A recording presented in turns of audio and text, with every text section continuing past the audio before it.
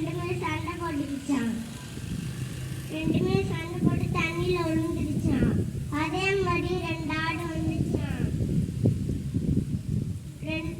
ரெண்டாடும் புத்திசாலியா. கருப்பாடு கீழே குஞ்சிச்சான். வெள்ளாடி தாவி போயிடுச்சான். இந்த கதையோட நீதி என்னன்னா, விட்டு கொடுப்போர் கெட்டு போவதில்லை.